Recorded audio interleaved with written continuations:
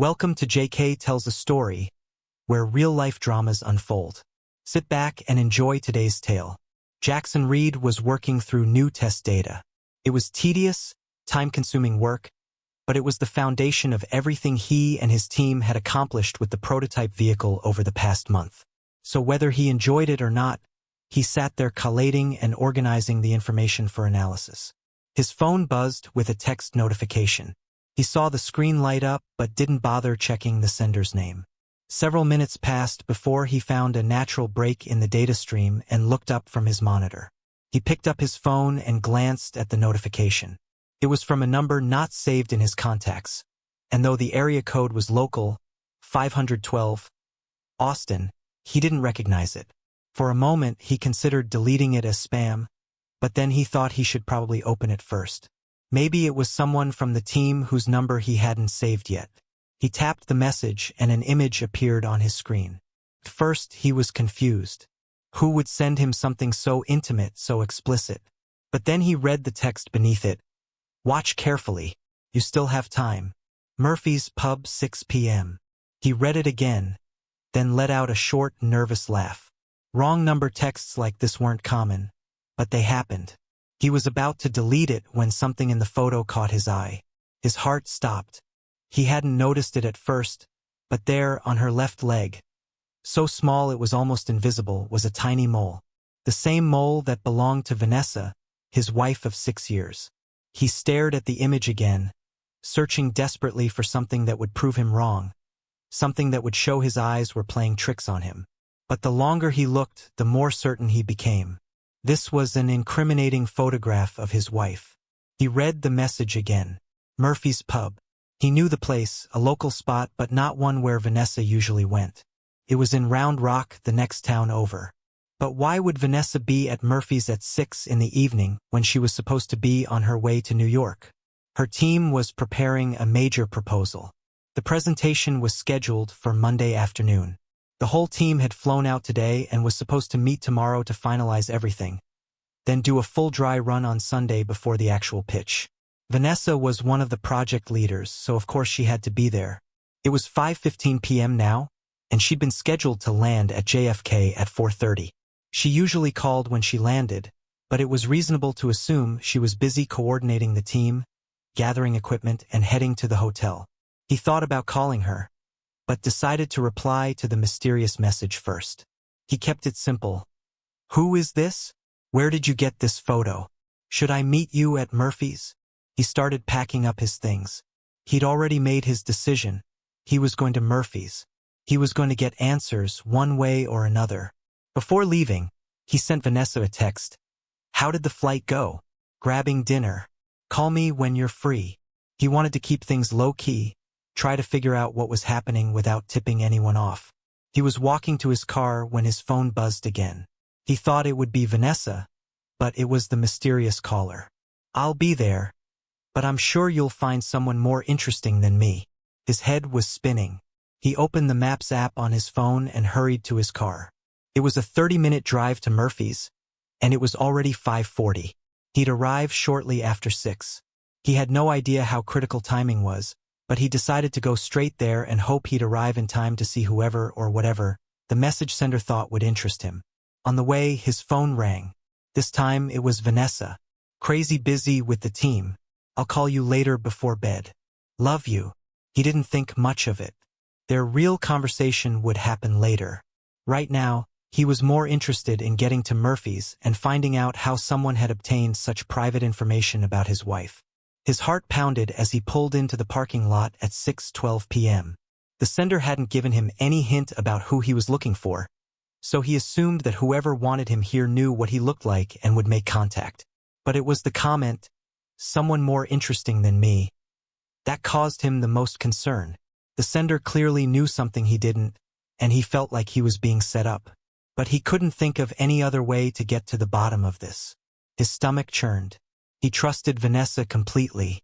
Their relationship, their intimacy, it had always been good. Or so he'd thought. But there was only one way someone could have gotten that photo, and he was about to find out. The finality of that realization terrified him. He stepped inside and paused to let his eyes adjust to the dim lighting. Not knowing the pub's layout, he moved away from the door and surveyed the space. In front of him was a large dining area, and to the left was a bar. He walked to the bar, found a seat at the end, and sat down. The bartender had just finished serving a well-dressed man and approached Jackson to take his order. He asked for a draft beer and turned to scan the dining area. His attention was drawn to the well-dressed man, who was now walking across the dining room floor toward a table full of smiling people. And then he saw her. Vanessa was sitting at the table, accepting a drink from the well-dressed man. She was smiling, dressed to impress in her black cocktail dress and pearls. Jackson felt himself go on autopilot. He stood up and walked toward the table. He was 2 steps away when she saw him. Her face shifted from an open smile to a look of sheer terror. He didn't slow down. As he reached the table, he grabbed the well-dressed man by the hair with his left hand and yanked back sharply. The man dropped his drinks, stumbled backward, lost his balance, and cried out. As Jackson pulled him past, he released his grip and cocked his right arm, ready to throw a punch. But the man's backward momentum was too fast.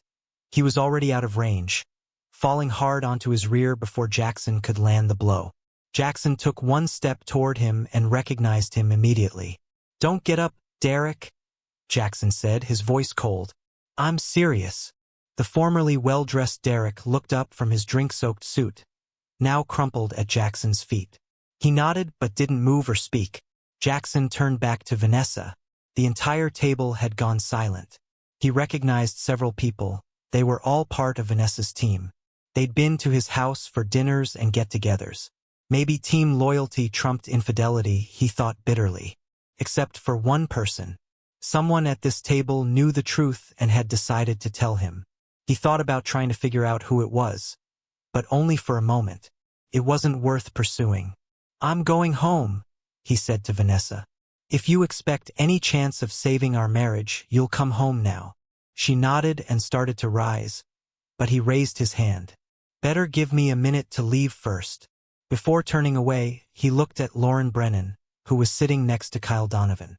"Lauren, does Marcus think you're in New York too?" "Kyle, is this what Nicole thinks?"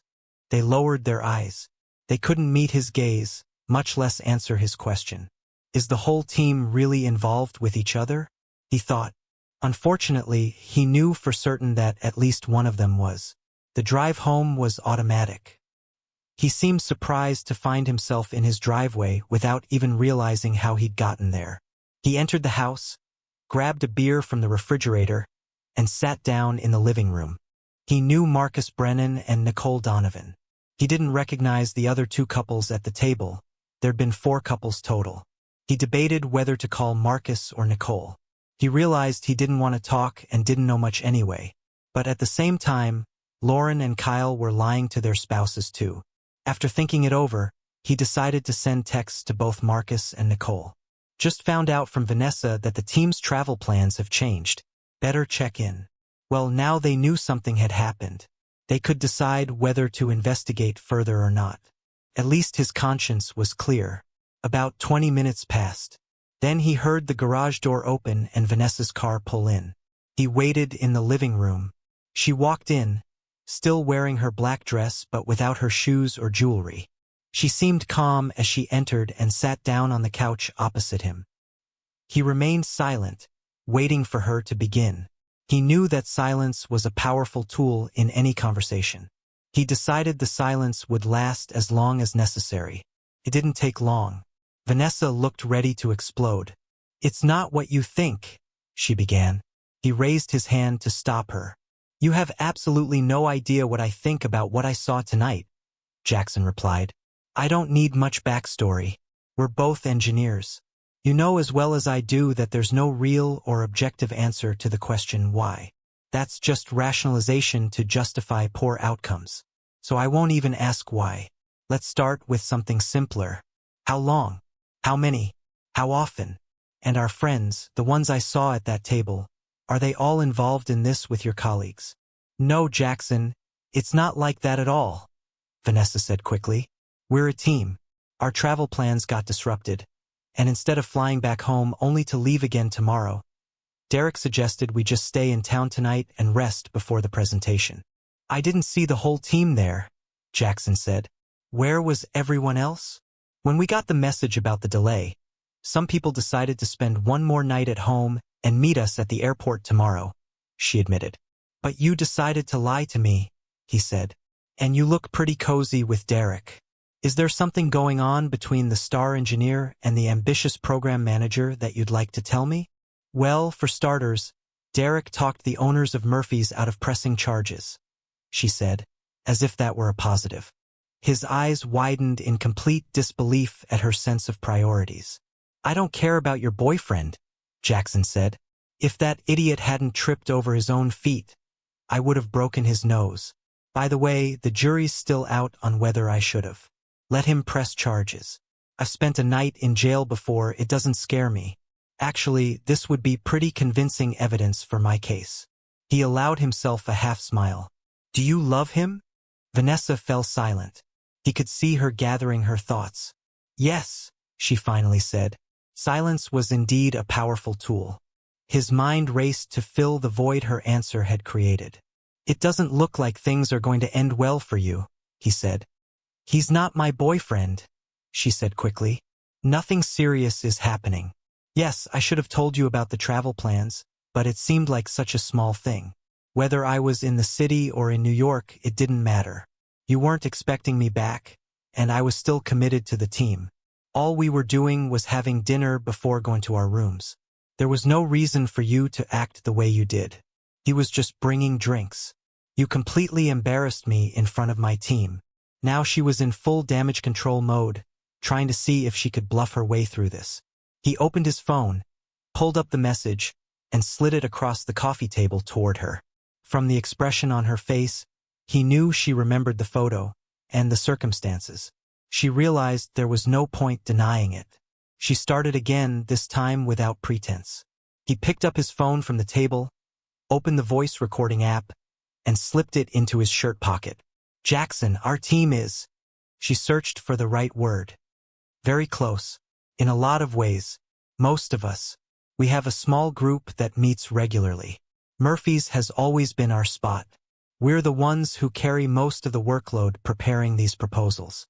You know how much time I've spent on this project.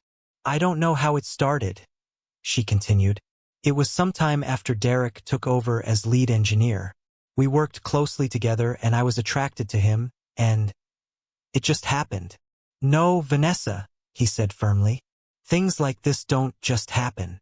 First, you need to make decisions. Lots of conscious decisions. We both know that. So don't insult me by pretending otherwise. Fine, she said, her voice hardening. It's been about 6 months with Derek. That's when he signed his new contract. Happy? The team, he said slowly. All of you. He let the implication hang in the air without naming it directly. You're all involved with each other? She nodded. Yes, Derek said it was good for building trust and team dynamics.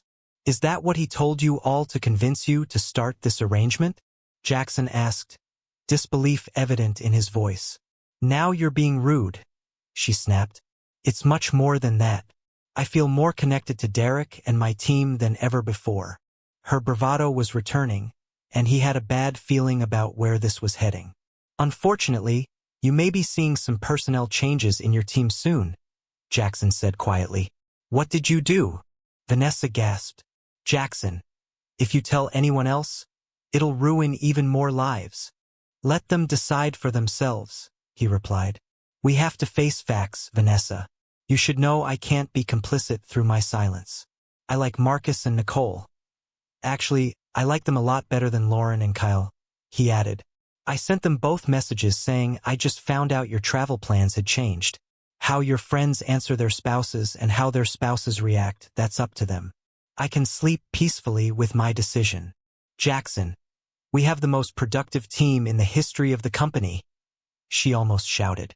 And you've benefited too, mister. Just because we had team planning meetings on Wednesdays doesn't mean you missed out.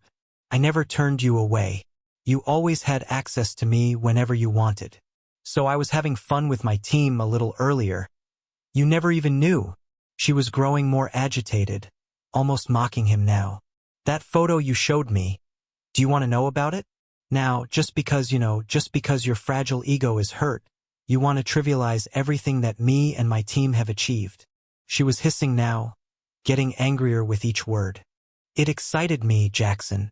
He felt his heart rate spike as Vanessa continued to defend what she called the team's driving force, and his own anger rose to match hers. For a moment during the drive home from Murphy's, he'd thought that if this was just one time with Derek, maybe he could find a way to forgive her. That thought had died quickly. He didn't need to hear any more. He didn't want to hear any more. But she kept going. No, sir, we're not going to let you get away with this. You should text Marcus and Nicole back right now and tell them you heard from me. That we're stuck in Atlanta, but we have flights booked for the morning. That's the story Lauren and Kyle are going to use, and you are going to support it. So help me. Her voice had risen to a shout. There are tens of millions riding on this deal, she continued, her voice shaking.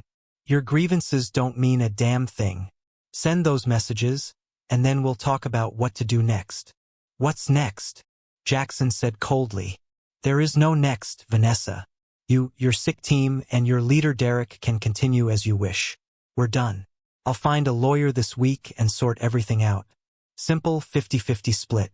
You keep your pension, I keep mine. Leave, he continued. You have reservations in the city. Use them. Go to New York and get another big win for you and your team. Please, Jackson, send those messages, Vanessa said, her tone suddenly softer, almost pleading. If we lose Lauren or Marcus before the presentation, the company could lose millions. You and we could lose tens, maybe hundreds of thousands in commissions and bonuses. Just think where we could go with that money. Just you and me. Forget about this misunderstanding, please. Don't let some unfounded fears about casual relationships get in the way. Derek says I'm on the fast track to executive status. I just need to keep doing what we're doing for a few more years. Don't you want this for me? For us? Vanessa, just go away, he said quietly. He barely had time to finish speaking when he was struck hard from behind. The impact knocked the wind out of him, and he collapsed forward onto the floor. A knee pressed into his back, pinning him down. Don't hurt him, Derek, Vanessa's voice. Then, more quietly, too much.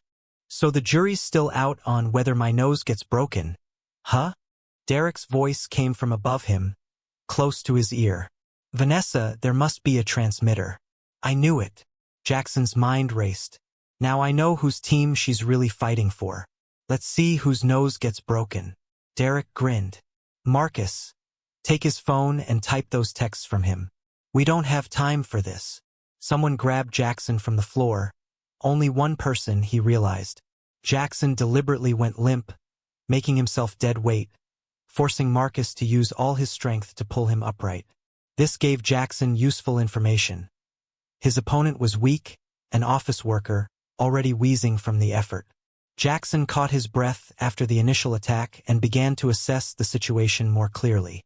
Unlike Derek and his team of polished salesmen, Jackson's engineering team had worked in the field with specialized military units out of Fort Campbell. His group wasn't anywhere near the Soldiers' League, but after spending time with flight crews on test missions, they'd been invited to participate in rigorous training exercises under the guidance of some seriously tough operators who flew missions in aircraft modified by Jackson's team. These weren't regular military personnel. They were the kind of people whose arrival at your doorstep meant your days were numbered.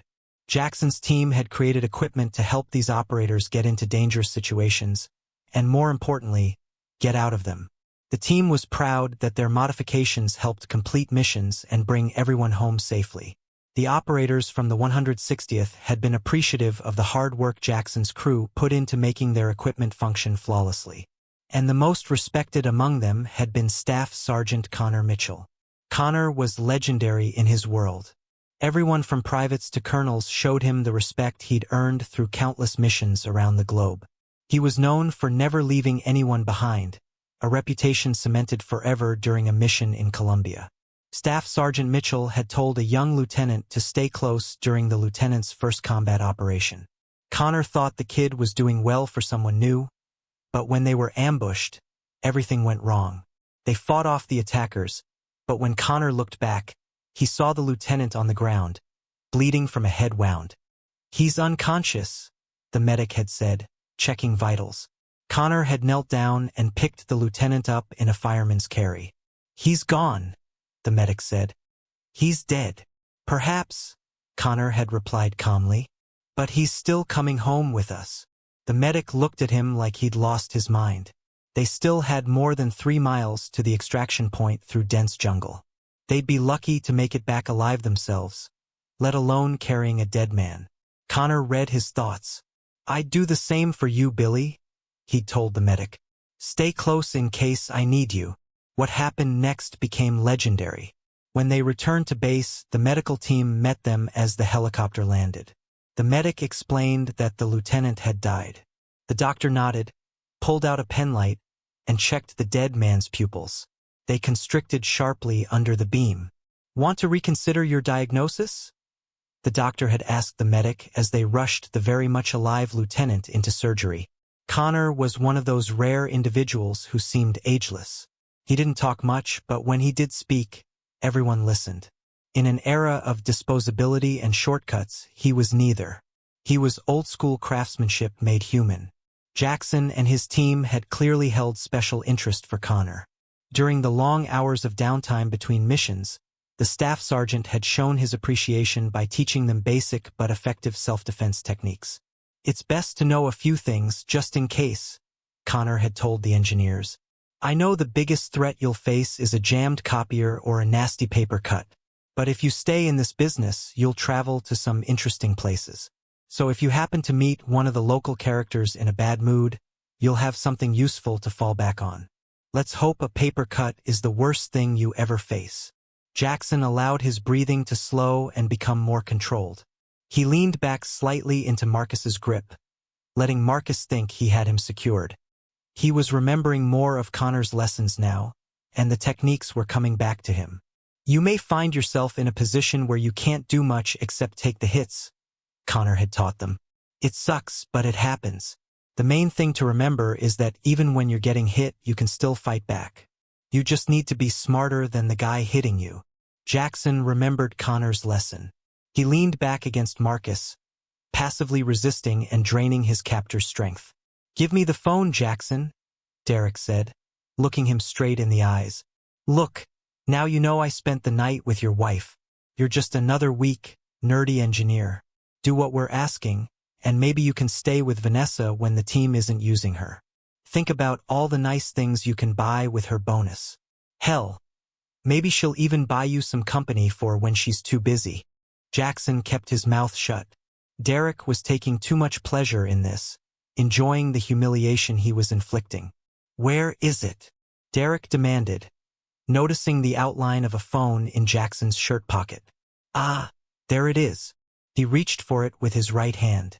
Jackson stepped back hard with his right heel, catching Marcus's shin about halfway up and dragging it down until he slammed into his dress shoe. He flexed his arms and broke Marcus's grip. Marcus cried out in pain and fell, his injured leg no longer able to support his weight. Derek's eyes widened in recognition. Jackson's right hand shot forward, and he turned his shoulder as Connor had shown him, slamming his clenched fist into the center of Derek's face with maximum force. He felt bone break under his fist. Blood erupted from Derek's nose, and he collapsed to the floor as if he'd been struck with an axe. Jackson turned to see who had been holding him. It was Marcus. He lay on the floor, crying and clutching his leg. "I think you broke my leg," Marcus whined. Jackson stepped hard on his foot. Marcus cried out in pain. "That should remove all doubt," Jackson said. Turning around, he saw Derek on the floor, raising both hands to his face and trying to rise to his knees. Jackson walked up to him and lowered his face next to his ear. "Looks like your nose got broken, Derek. I'm just not ready to take one for the team," he said, and struck him hard on the temple. Derek sank back down. Jackson's adrenaline surged and his breathing quickened as he searched the living room for Vanessa. At that moment, he felt a strong blow to the middle of his back and the base of his neck. He dropped to one knee and turned to face another attack. He looked up and saw Vanessa holding a cast-iron frying pan. She'd missed her target and dealt Jackson only a glancing blow. He rose to his feet and grabbed the pan. "Jackson, we can still make it work," she said. "Think about the money you'll throw away. I'll stop all the extra activities. I'll stop them, I promise. Just you and me. Just like old times." Jackson massaged the back of his head with his left hand and looked at her, stunned at how quickly she was shifting personas. For a moment, he thought about the alien from John Carpenter's The Thing, how it changed shape with each new challenge. He smiled at the thought. Vanessa took this smile as silent consent to her request and moved to embrace him. He lowered his left hand from his neck to steady her. Then, after a moment's hesitation, he raised his right hand and struck her nose. Not hard enough to knock her unconscious, but hard enough to break bone. Vanessa screamed and collapsed on the floor. "It hurts, doesn't it?" Jackson asked. "Your eyes are watering. You can't see. You can't breathe. There's blood everywhere. It works every time." "Why did you hit me?" she cried. "Because I could," he replied. His phone was still recording. Not all of the recording was in his favor, but he felt he had enough to justify his actions. He quickly looked around the room and remembered what Connor had told him. "Decide when you can act, and don't move until it's right. But once you do, commit completely, and don't stop until no one's moving but you." He looked around. Except for Marcus whimpering in the corner and Vanessa trying to stop the blood flowing from her nose, he was the only one moving. "You saved your own life," he thought. "It doesn't look like your lover boy and Marcus will be able to make it to Monday. Damn bad luck. Missing out on all those millions and big bonuses." He continued, "Well, I wonder what Gordon will say when he finds out." He considered calling 911, but he waited. Once the police showed up, he'd lose his chance to question Vanessa further. He walked over to where she was sitting. A dish towel was pressed to her face. Jackson knelt down next to her. "Pinch the bridge of your nose with your thumb and index finger. Like this," he said, demonstrating. The surge of adrenaline subsided and he suddenly lost all his energy. He sat down heavily opposite Vanessa. Where did his wife go? The Vanessa he saw every day was not the same woman who sat opposite him now. He wondered again how she had deceived him for so long and so thoroughly. "Was it worth it?" he asked. Vanessa looked at him and shook her head. "It could have been," she said. "If you would just agree. We were so close. After Monday, I'd be on my way to the executive suite. This will set me back. I can fix everything, but it will set me back." "So this is all you dreamed of? Becoming a vice president?" Jackson said. "What about us? The deception, the lies? Will this continue?" "Jackson, you're so naive. Derek knew this. He told me that your black and white ethics and Boy Scout attitude would hold me back if I let them. He told me I had to break away from your control and become my own woman if I wanted to succeed." "Did he tell you this before or after he got what he wanted from you?" Jackson asked. "You don't know half of it," she spat. "Oh, I tried to be a good engineer, do all the things you said would improve my career. Do you want to know what actually works?" Jackson was silent. "When someone decides to self-destruct, sometimes you just have to get out of the way," she said. He was still recording. "Well, I'll tell you, my loving husband. All those things you told me didn't work. I bent over backward to make sure all my assignments were completed on time and on budget, and all I got was a few, well done, girl. It wasn't until Lauren took me aside that I learned what a woman really needs to do to be successful. Trust me. Sleeping your way to the top works, and it's a lot easier and a lot more fun." "So this happened before Derek showed up?" Jackson asked. "Oh, for such a smart engineer, you can be awfully slow sometimes, Jackson," she said. "It was at a Christmas party, a year after I joined the company, that I gave myself to Gordon for the first time, and I never looked back." "Wait, are you also involved with the boss?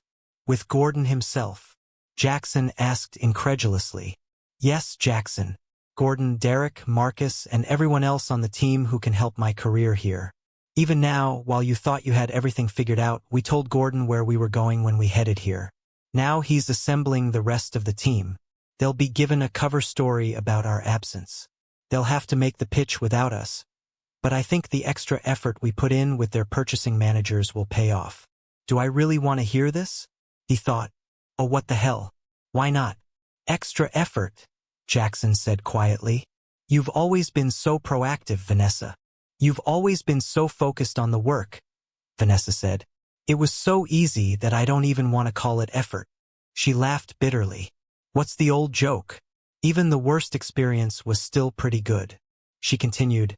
At the selection committee meeting, it was so easy with the men that we had to get a little more creative with Brenda, the woman on the committee. It's funny, I even managed that, but I had to bring Derek along for support. And if you factor in the promises that after we land the contract will all work together, then yes, our selection committee is in perfect order. Why then all this? Jackson gestured at the chaos around them. I mean, if everything was going so well, why all these forceful methods? It was Derek's idea, the idiot, she said. I told him I'd come home, calm you down, and be back in time to catch the flight. But he wanted to play alpha male. Look what it got us. And now, instead of being the face of a winning team, I'm sitting here with you. Like I said, this can be fixed, but it will set me back. You wouldn't come so cheap, he said. Maybe not, Vanessa replied. But I'd still do well. Well, now you definitely won't, he said. Remembering that Derek seemed so well informed, he decided that Vanessa must have some kind of transmitter with her. Gordon, are you listening? Jackson called out. I'll call the police now. I'm sure there are several felonies involved here, and we haven't even begun to go down the rabbit hole of fraud. This is a federal contract, isn't it, Vanessa? He asked rhetorically. Yes. The feds don't really appreciate what you call extra effort. I'm sure you have excellent lawyers and all that, but maybe there's an alternative. He let it hang in the air. A moment later, Vanessa's cell phone began playing Hail to the Chief. Gordon? She asked, answering it. Certainly. I'll put it on speaker. Gordon's voice came through the speaker. First, let me apologize. Derek's actions were a blunder. I can assure you that the board of directors will deal with him decisively. Thank you, Gordon. My heart is relieved to see you and the board take assault and fraud so seriously, Jackson said. Jackson, these are all very serious accusations, Gordon continued. Lawyers will get rich, but no one wants to rock the boat. We can pay the fine. Derek and Marcus will get community service, but in the end, you'll get divorced and be half as poor. His tone was matter-of-fact. Do I hear or in this tale, Gordon? Jackson asked. Vanessa always said you were the smarter of the two, Gordon replied. However, I'm more glad I hired her. Yes, Jackson, there is definitely here. We see that Derek displaced you in your wife's affections, and when you found out and objected, you were treated in the most shameful manner. Instead of calling the cops, as you put it, we could come to an agreement. I just sent a picture to Vanessa's phone, Gordon continued. Well, not me personally, but one of my technicians. They tell me the image will disappear after viewing. Look, perhaps this will restore some goodwill. Vanessa opened the photo and turned the phone toward Jackson. He saw the inscription Bank of Grand Cayman and an account number. And when will this be activated? Jackson asked. It's already there, Jackson. You have an email with your account details. It's been a very bad day for you, Jackson. You may be having a hard time making a decision, and I'm not discounting emotions. Vanessa is a very desirable woman. But be that as it may, you can't take emotions to the bank, right? Gordon adopted a matter-of-fact tone. You can't, Jackson agreed, matching Gordon's manner of speech. The company will cover the costs of your divorce. You can never reconcile, I think we all understand that. Vanessa will file. She'll demand her personal belongings and pension. Jackson thought for a moment before answering. On the one hand, I could take a principled stand, expose the whole sordid story, and let the chips fall, Jackson said. On the other hand, I could just leave. You've just given me 5 million reasons to do just that. Does the company have medical personnel? Jackson asked. Oh yes, Jackson. I think we have several doctors available, Gordon replied. Okay, Jackson said. You'd better load a few into a limousine and send them here for your team. So we agree? Gordon asked. With Vanessa?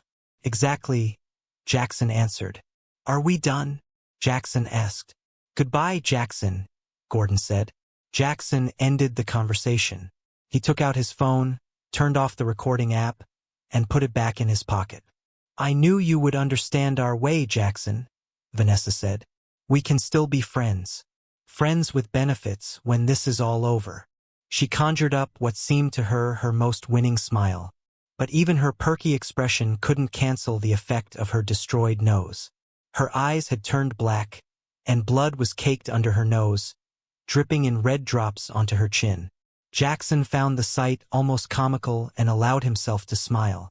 Vanessa misinterpreted his smile as agreement and leaned in to kiss him. Jackson extended his right hand to stop her.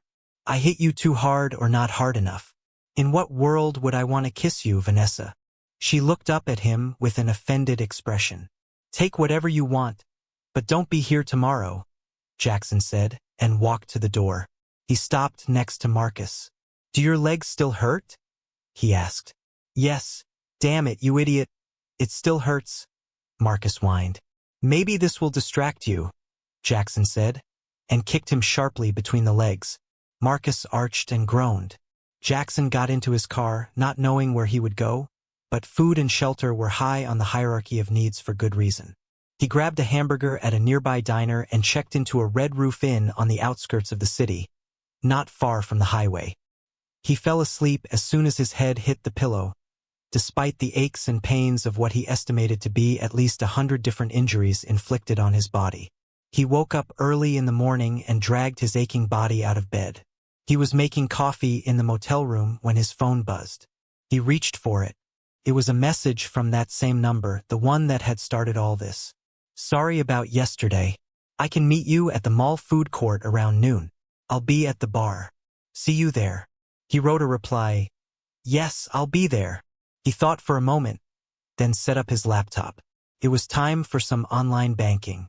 In college, long before meeting Vanessa, Jackson had an economics professor who recommended having at least one offshore account as a rainy day fund.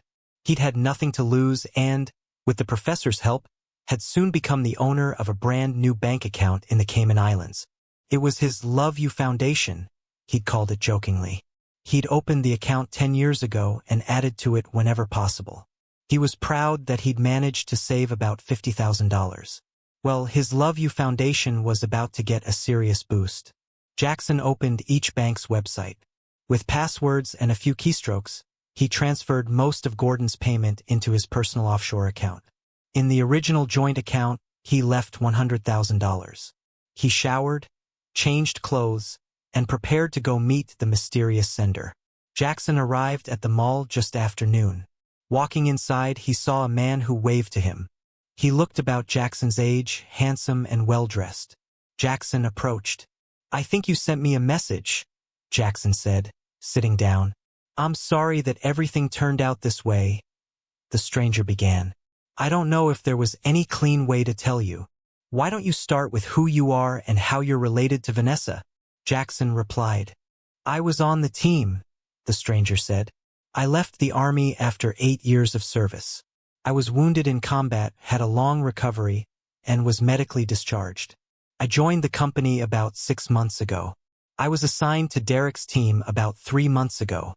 I was telling a friend about work and mentioned that I work with Vanessa.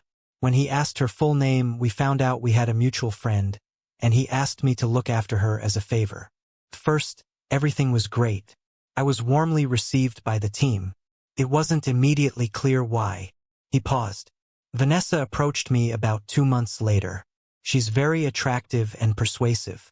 But when I asked her about the ring, she just smiled and said, It's okay with you. I didn't agree and said so. That marked the beginning of the deep freeze. After I turned her down, I got all the worst assignments and nothing but grief from Derek. I called our mutual friend back and told him that Vanessa had approached me. He thought there was more to it than she was saying and that you should know. Derek had sent me a photo, trying to get me on board so I'd participate. Let's just say I don't agree with their methods. I think I'm a straight shooter. I quit yesterday and sent you that message. Who's your friend? Jackson asked. Connor Mitchell, the stranger replied. If I hadn't met Connor. He paused for a moment before continuing. Let's just say he helped me out of some trouble when I was a green lieutenant. I owe him a couple of favors. We both should, Jackson agreed. What are you going to do? The stranger asked. Gordon sort of outlined it all for me, Jackson said. I could get the cops involved, and yes, Marcus and Derek and even Vanessa would get in trouble with the law. But with Gordon's lawyers, it would probably end in nothing.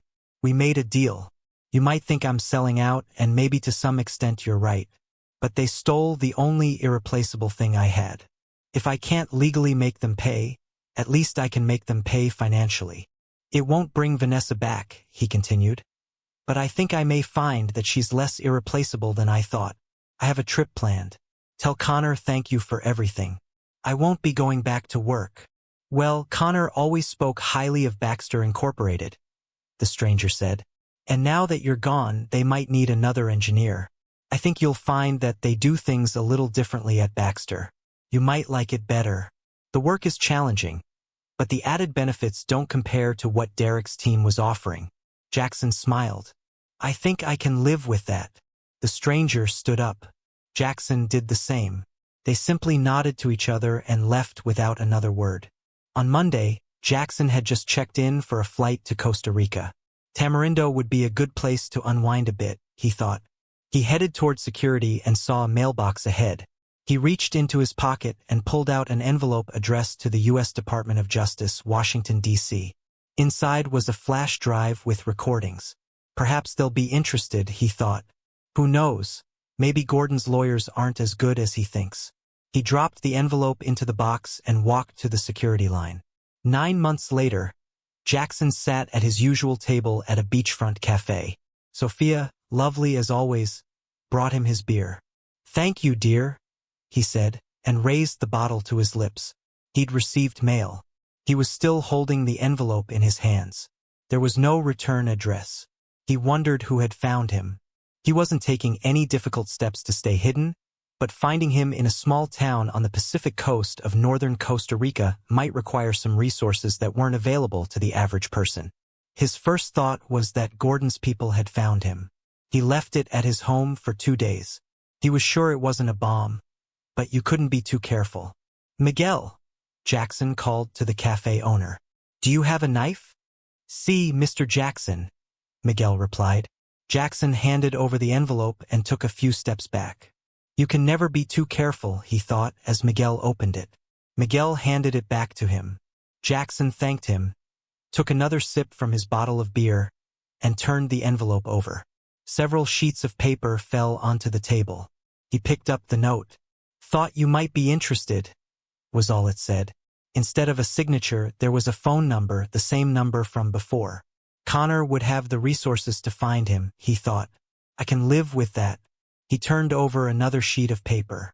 It was a copy of an article from a newspaper with a photograph. The photo showed Derek, Marcus, Vanessa, and Lauren being led out of the company building in handcuffs.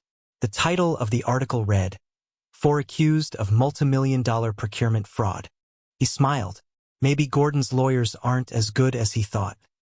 He told himself this out loud, a habit he'd acquired since his Spanish was weak and English wasn't widely spoken here.